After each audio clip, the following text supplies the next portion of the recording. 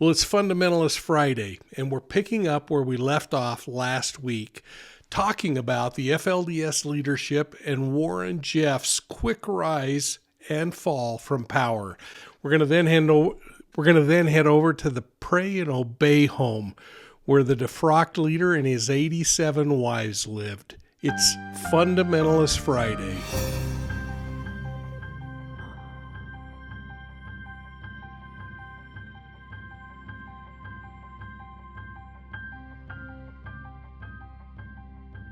Hey everybody, in our last episode, Sam Zitting-Wyson of Growing Up in Polygamy and I were standing outside of the Hilldale City offices, a place where Sam's father served as mayor for many decades. Sam lived in the FLDS community where he had 34 brothers and sisters, along with 4 mothers. He walked away from all of them at the age of 18 to brave that cold and cruel world. A place that he quickly realized was nothing like he'd been raised to believe. I hope you'll take a moment, hit that like and subscribe button as we get started. Make sure you're ringing the bell and doing all of the stuff that you need to do to get the notifications on our videos, including thumbs up, and you'll get those when videos are released. Please consider sharing us with your friends. So here we are. FLDS leader Charles Zitting has died, and now a new leader, Leroy S. Johnson, was chosen to succeed him. Johnson led the FLDS Church until his death in 1986, and this is where a man known as Willie Jessup comes into the picture. Now, you've all heard me talk about Jessup. He's somebody that I considered to be my enemy while I was working at the Attorney General's office. At a relatively young age, a teenager, Jessup was selected by the new FLDS leader, Leroy Johnson, to be his bodyguard.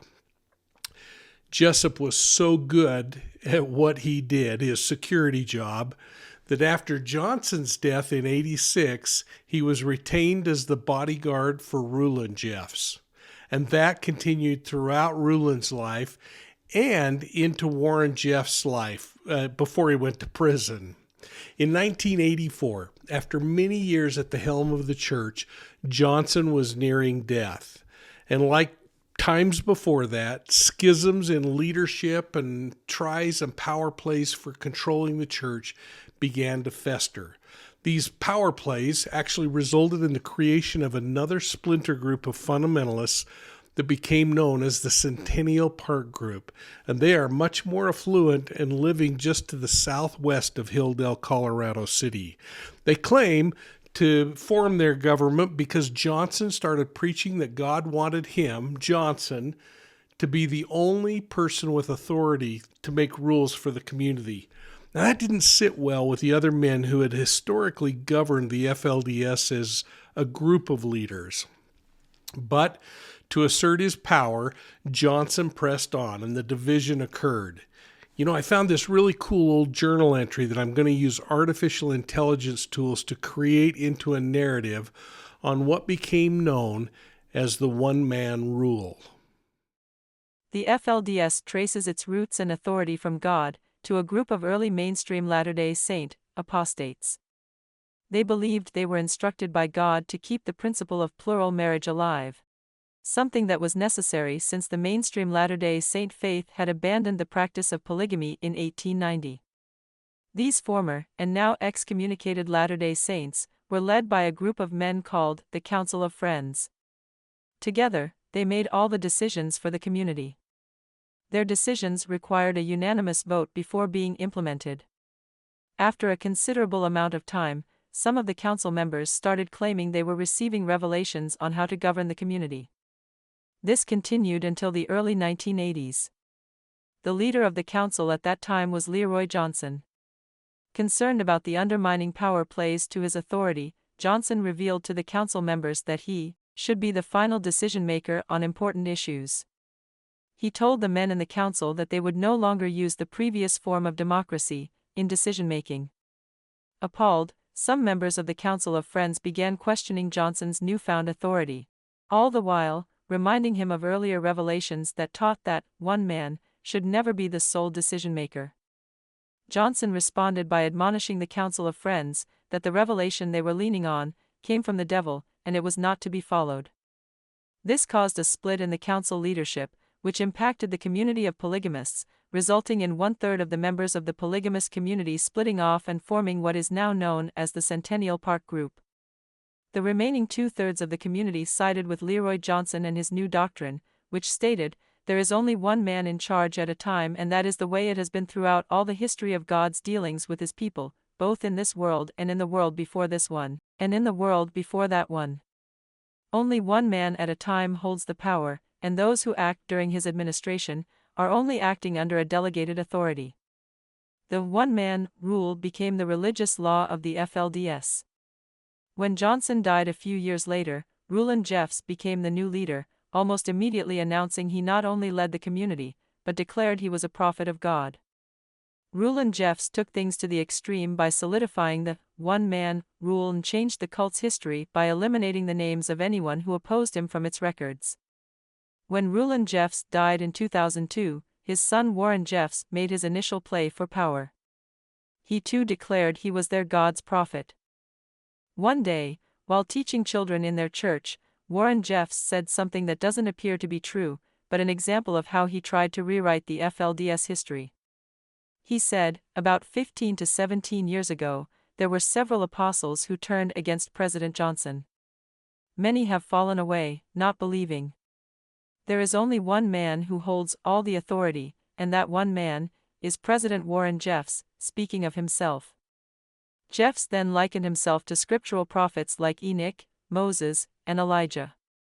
With the one-man rule firmly in place, Warren Jeffs started calling all the shots, and the FLDS people fell in line. They believed that Warren Jeffs was the cause of their happiness, their prosperity, and of course, he was also their ticket to heaven. During that time, Warren Jeffs was recorded saying that God revealed to him that, whomever he blesses, his God would bless. And more frighteningly, whoever Warren Jeffs cursed, his God would also curse. The message to the believers was clear. Everything in the polygamous community, whether good or bad, would come through obedience, or disobedience, to Warren Jeffs. Then, Jeffs directed his delusional rhetoric toward the female members of the group, instructing them to obey their husbands, and of course, their prophet Warren Jeffs. They were instructed to push their emotions aside and do whatever their husbands ordered them to do. They would marry who they were told to marry, and always be sweet. One former member of the FLDS said, "There is no love, only motivation that comes out of fear." The FLDS community members, particularly the women, fear losing their children and their community. They fear damnation because they may not implicitly obey the dictates of the man they have been assigned to marry and serve. The FLDS believers claim they aren't under Warren Jeffs' control. Instead, they say they choose to stay in the community, and they chose to believe Warren Jeffs is their prophet. Call it what you may, but it is a systematic removal of individuality and free choice, in the name of perfect obedience to authority. And that authority is Warren Jeffs. Well, after Leroy Johnson died, against many people's beliefs of what should happen or perhaps would happen, Ruland Jeffs assumed the role as the FLDS leader. Now, Jeffs fully embraced this concept of Johnson's one-man rule, but he made it a reality. Jeffs became the sole deciding voice on all matters in the community, and his adoption of the one-man rule shocked almost everybody, including members of the dissident fundamentalist group that had walked away into Centennial Park. But to double down on his new authority, Ruland Jeffs also announced that he was now a prophet of God, and I must say, of his God. To some, this was blasphemy because no previous leader had ever made this claim in the FLDS Church. I've often wondered if Warren Jeffs, a young boy at that time, marveled at his father's rise in power, perhaps even fantasized about the possibility that his father might, in fact, be some kind of a god. He must have coveted that perceived greatness too, and I wonder if it silently drove Warren Jeffs to make many of the deceitful decisions he made later in his life. Well, Warren Jeffs wasn't lined up to be the natural successor of his father's new kingdom, but history would prove that he worked his way into the top job, slowly and methodically. Well, the new prophet, Ruland Jeffs, commuted each week from his home in northern Utah to the polygamist community of Short Creek down south at the Arizona border. Now, this is roughly a 600-mile round trip each week that the self-proclaimed prophet would have had to take. But he didn't just rumble along the Utah backroads in an old pickup truck like the followers that he was taking money from. This guy would walk out of his 4-acre estate in northern Utah and climb aboard his private jet, flying right into town. Can you imagine? That's right, though. He was living a life of luxury while his members were living in some of those broken down homes you've seen me showing as I drive around town, including I'll just show some of them now while we're talking. Well, after about a decade of rule, the year 2000 was approaching, and Ruland Jeffs started preaching that the end of the world was coming. In fact, he chose the date, January 1st, 2000, a lot like others, their own form of Y2K in religious terms. Well, his prophetic words of warning caused the followers to start stockpiling food, clothing, and other necessities. He also ordered the faithful to start selling all their properties and move down into the Short Creek area, where the FLDS would rule the earth together after that apocalyptic turn of the century. Jeffs convinced the young people that they would be overlooked by gods if they weren't married to worthy polygamous men that Ruland Jeffs determined were best suited for them. Well, soon the community wedding bell started ringing, and older men started marrying younger and younger girls.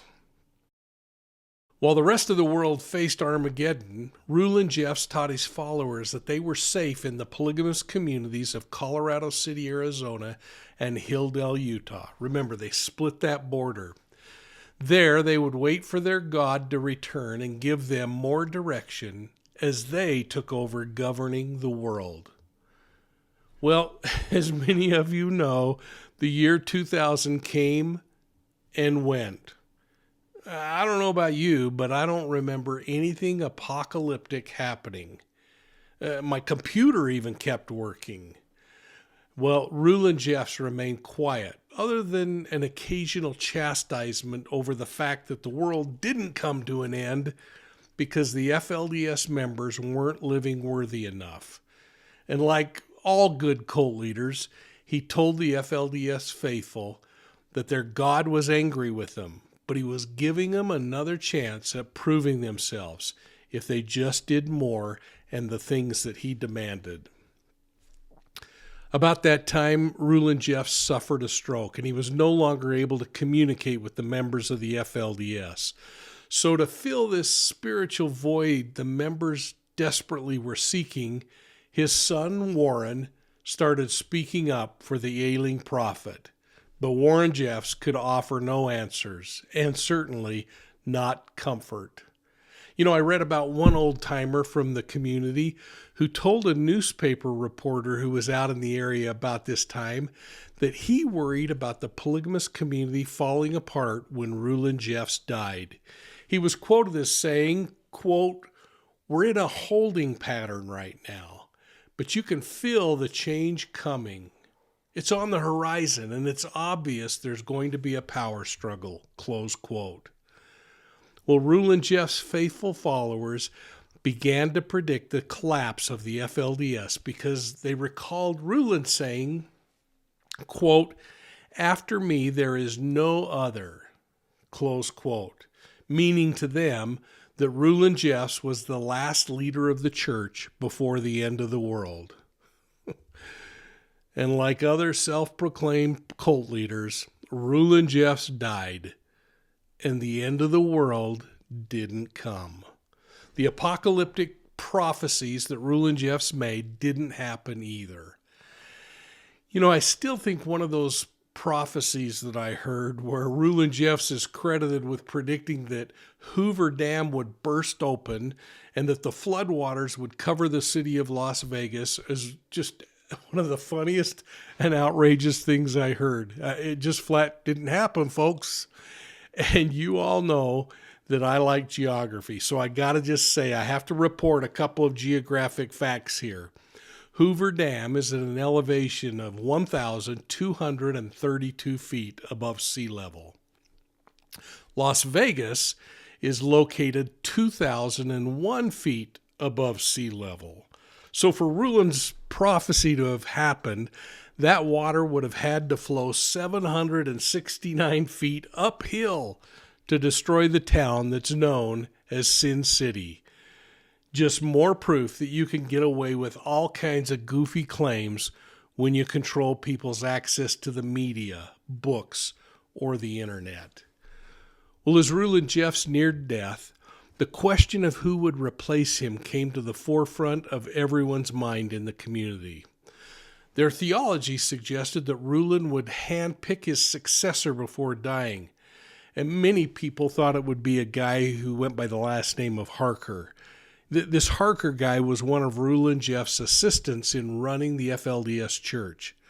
But Harker died before Jeffs did, and that left this huge gaping hole. So upon Ruland's death, Warren announced to the church that his father had picked him to be the next prophet. And everyone believed him. And slowly, just like that analogy I've used so many times about boiling a frog, Warren Jeffs started removing any competition he had in his pursuit of power. He banned several longtime leaders in the church by saying it was Ruland's wishes that they were tossed out.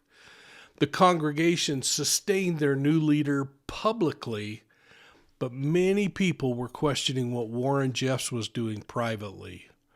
Some had frankly had enough, and they walked away from the community, the church, and the new leader.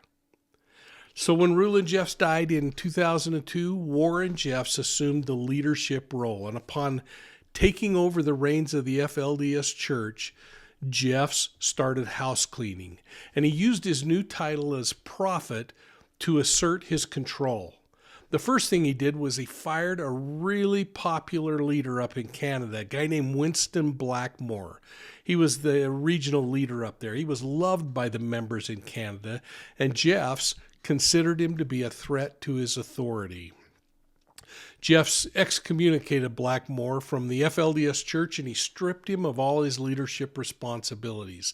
And this led to another split in the FLDS church, with many of that Canadian branch going over to join Blackmore. I've heard as many as 700 people left in that one. Well, leading the FLDS church wasn't the only challenge that Warren Jeffs was facing. He now had to figure out what to do with the 70-plus wives that his father had married. Now, following his father's death, Jeffs told all of the high-ranking FLDS men to stay away from his father's wives. He said, quote, "I won't say much, but I will say this. Hands off my father's wives," close quote. Well, he then told the widowed clan that they would be allowed to remain in his home. And he told them, quote, "You women will live as if father," that's what he called his dad, Ruland, "you will live as if father is still alive and in the next room," close quote. Well, over the days that followed that announcement, Warren Jeffs must have had a string of visions, because all of a sudden he decided that he was going to marry them all. And that's what he started doing over the week that followed Ruland's death. In all, he married 68 of the 70. And if you're wondering why he didn't marry the other two, it was because one of them flat out refused to marry the guy. Now, as punishment, she was banned from ever marrying again in the FLDS church. But the other one that I'd love to meet someday was a woman named Rebecca Wall. She told him flat out that she didn't want to marry him. And the last people saw of her was her fleeing into the night, never to be heard from again. I hope she wasn't meeting some kind of demise out there. Anyway, as Jeff tried to legitimize his role as the new prophet, he continued to systematically remove men from the group, starting with those who posed a threat to his authority. Jeffs was convinced that several FLDS men were conspiring against him, and he told people closest to him that his God had been warning him to get rid of these guys by calling them to repentance and banishing them from the FLDS community. Ruland Jeffs said his God told him that the men would end up being instruments in the hands of the devil to lead many astray. And so with that charge in his mind, his plan came to fruition on January 10th, 2004. It was a Saturday morning, and the FLDS faithful were attending a prayer meeting at the Leroy Johnson Meeting House, the big church that they built. Ruland Jeffs approached the pulpit, and he addressed the 1,500 plus people that were in the audience. Reports are that his voice was quivering, and he cleared his throat over and again as he said the following. I seek unto the Lord, that only his will and purpose be done this day. The Lord has placed upon me the mission to search for the pure in heart. Whom the Lord loves he chastises and grooms. I come with a message of correction and an invitation of repentance.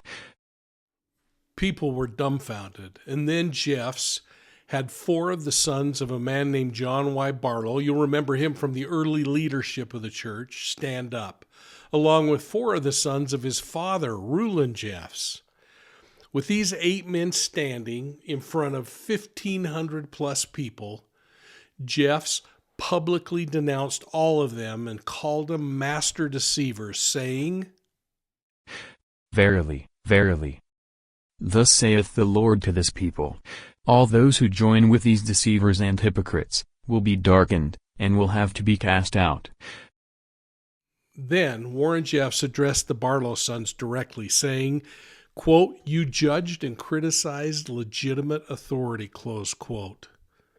The audience was in shock as Jeff turned to the banished men's wives and children and then said, all you ladies, married to these men, are released from them and will remove yourselves immediately from their presence. If you don't, I will have to let you go. Well, I spoke to Ruland Jeffs' 65th wife about that day, and she shared this memory. I think you're going to be amazed by the fact that she was actually married to Jeffs the day before and ordered to attend this meeting. Yeah, so I married him the day before that. Oh my goodness. And he requested I went to that meeting. So I was furious. Because one of the FLDS doctrines is you're supposed to have persuasion through love, especially after marriage, because it's like a huge thing in everybody's lives. Well, he requested I went to that meeting. He sent me home the night after the wedding because I hesitated to get close to him. So he sent me home, and then I didn't really care at that time. I didn't even realize it was a punishment, but later I figured that out. But he requested I go to that meeting. I sat in there and listened to him banning the leaders that we had looked up to for so many years.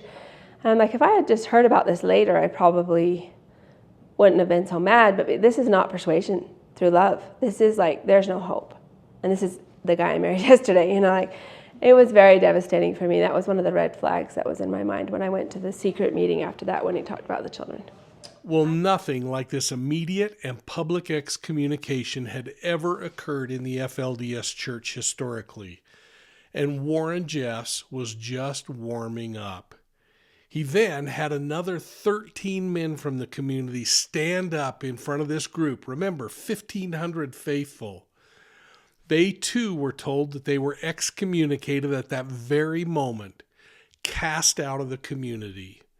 Jeffs told them to remove themselves from the meeting house immediately and walk away, abandon their property, and vow to never see their wives and children again.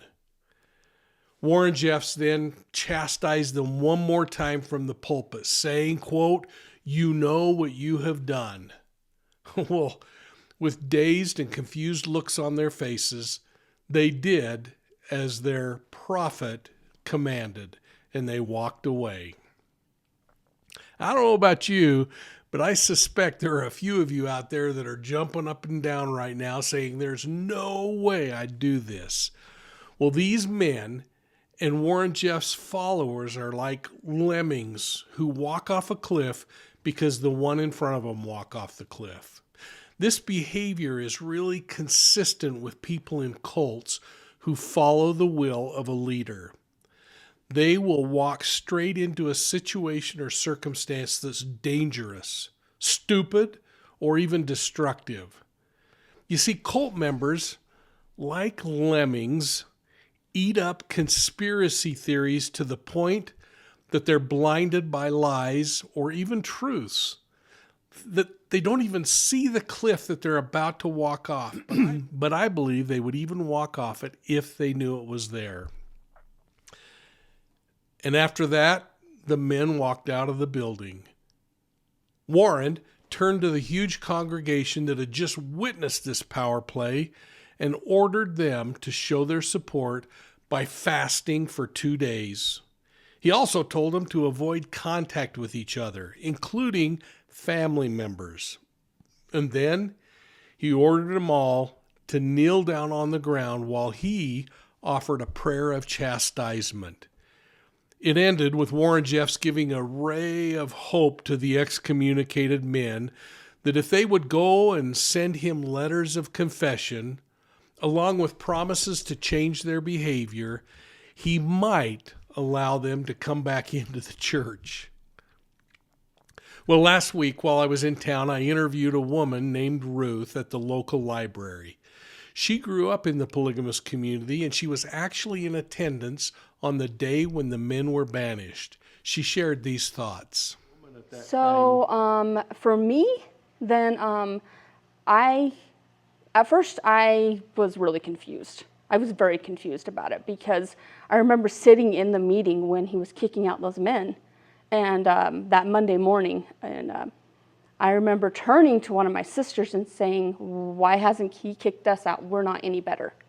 Because they had power, and they actually were there to help the community. And he wanted anything that was, to build and help that community, our community. He didn't want them there because people looked up to them.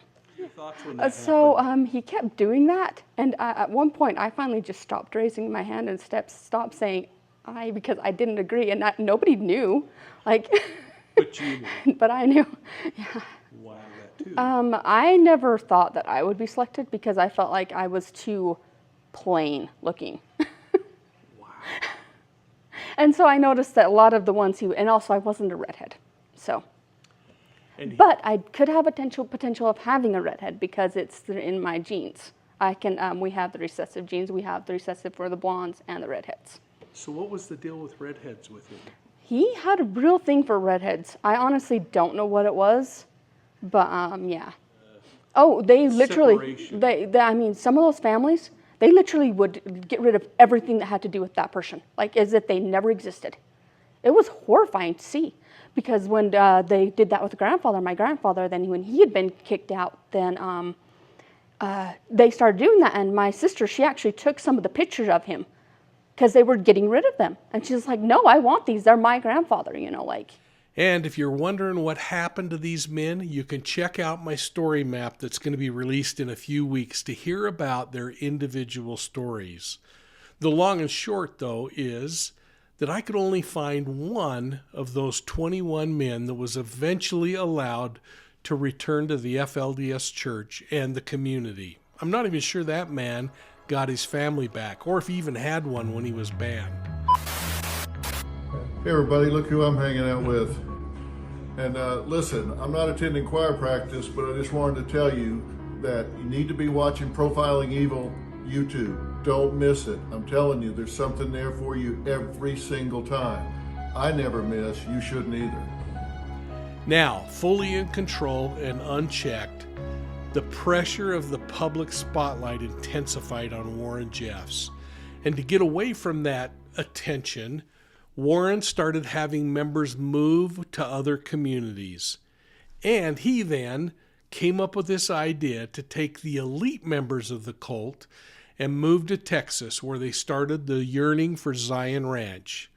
That should be in most of your memories, because it was there that his perversions intensified, ultimately leading to his arrest and conviction for sexually assaulting children. Today, Warren Jeffs' behavior continues to become increasingly bizarre, but it appears that this guy is going to die in prison. So without a prophet standing in front of them, the FLDS Church is in another time of flux. Faithful members are continuing to move away to other locations, and I'm showing you some of those on this map that I'll explore in another video in a little more detail.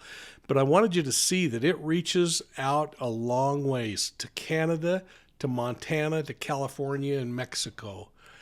Well, after Jeffs was sentenced to prison and his prophecy that the prison walls were going to tumble down around him didn't come through, a new self-proclaimed prophet emerged, a guy by the name of Samuel Bateman. Now, Bateman claimed that Warren Jeffs wasn't in prison, that he actually had died. And I know this sounds absurd, but keep in mind that the members of the FLDS faithful are completely cut off from media reports. They're reliant upon their leaders for information, and they accept everything their leaders say as absolute truths. Well, Bateman told the FLDS membership that the now dead Warren Jeffs appeared to him in a dream, a vision, so to speak.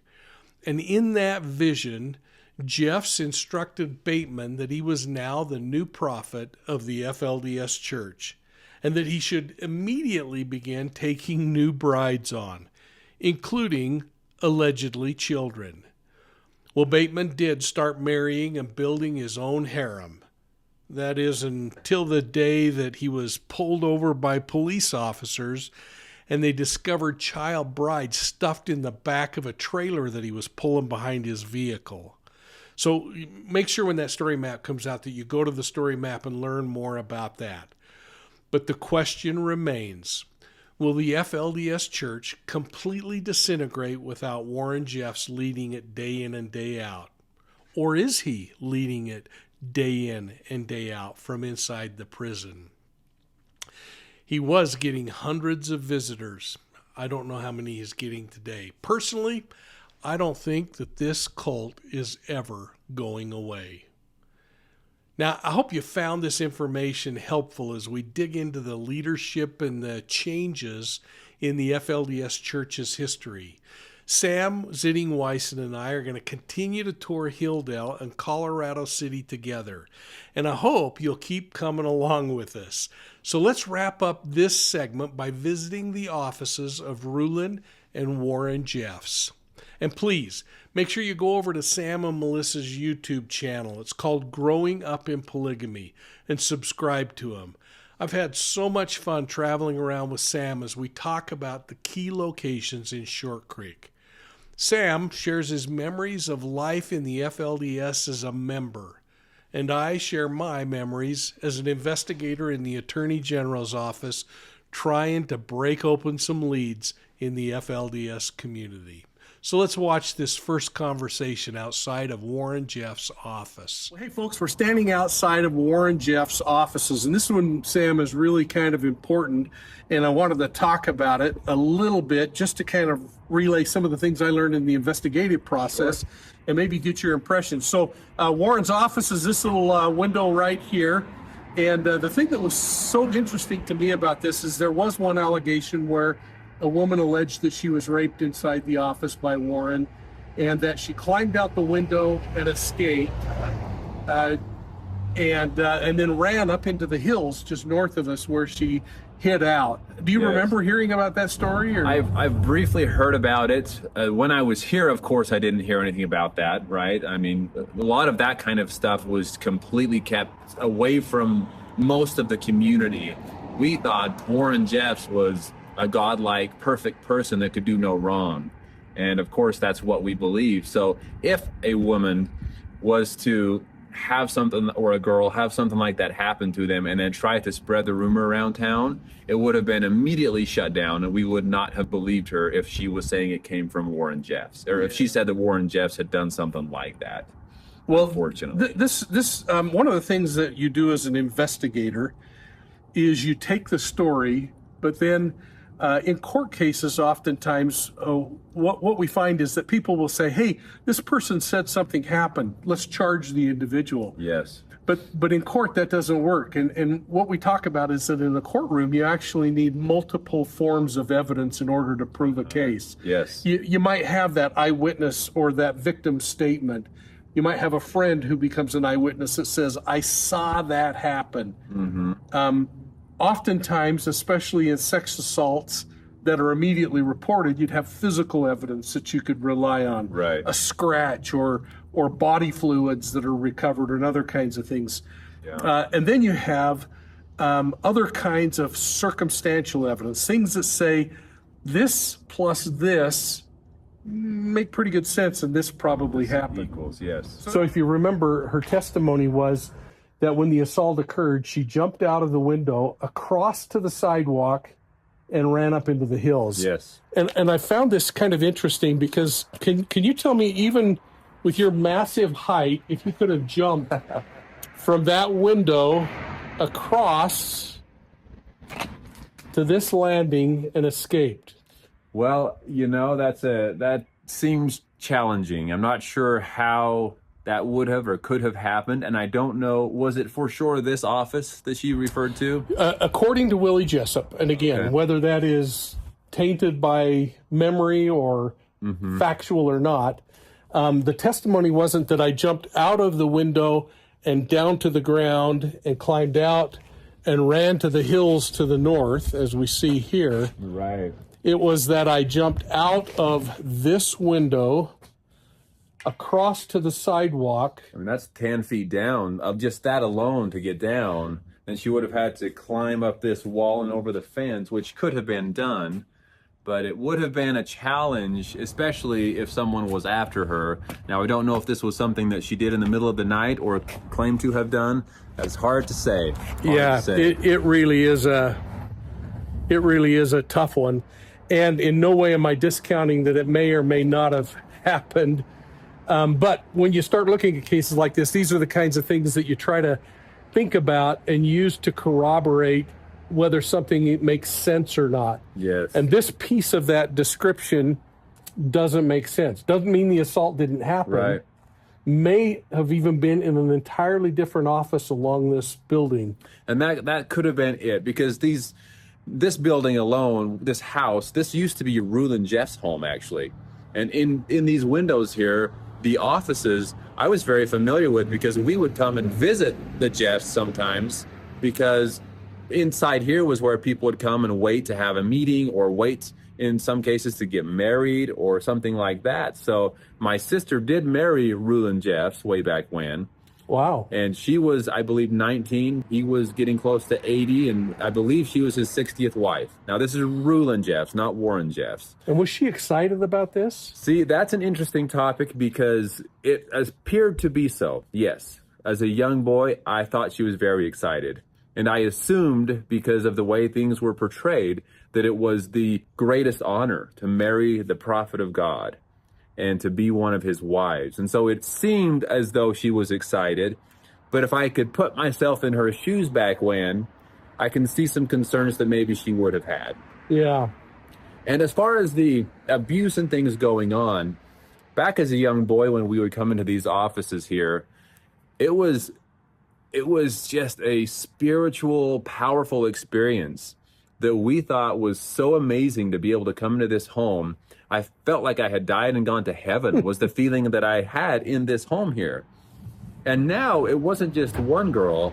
There have been many, many girls that have talked about, and even men that have talked about experiences and abuse that was happening even during the time that I was here, thinking that I was having a very special and spiritual experience. Amazing. Now, help me remember, behind us, Wasn't the wall extending all the way around back then and higher? Oh, yes, yes. So this was built up very, very high. There was a block wall that no one could see much of this building or this home at all. It was so high in the air, and it surrounded the entire compound here. There are multiple homes within this compound where other members of the Jeffs family would live. One of them is Warren Jeffs, which we'll see the home he lived in here in a little bit down the street. But all within this compound, there was a huge block wall, which I helped build, of course, that surrounded it to kind of hide these homes and the people and what was going on here from the outside. Sam and I then made our way over to the Pray and Obey house, just inside of that huge Jeffs complex. I wanted to set the stage for next week's video by visiting there. And again, make sure you're checking out Sam and Melissa's channel and keep tuned in and getting the notifications on ours. But let's catch this discussion we had outside of the Pray and Obey entrance. Hey, welcome back, everyone. Sam here with Growing Up in Polygamy. Hey, and I'm Mike from Profiling Evil. And unfortunately, as you can tell, I don't have my beautiful wife, Melissa, with me today. She wished she could be here, but she's with our kiddos and having a great time with them. But I'm here with Mike and look forward to talking a little bit about what is directly behind us. Yeah, I mean, this here was originally the place that we would come to talk with Ruland Jeffs and then later Warren Jeffs.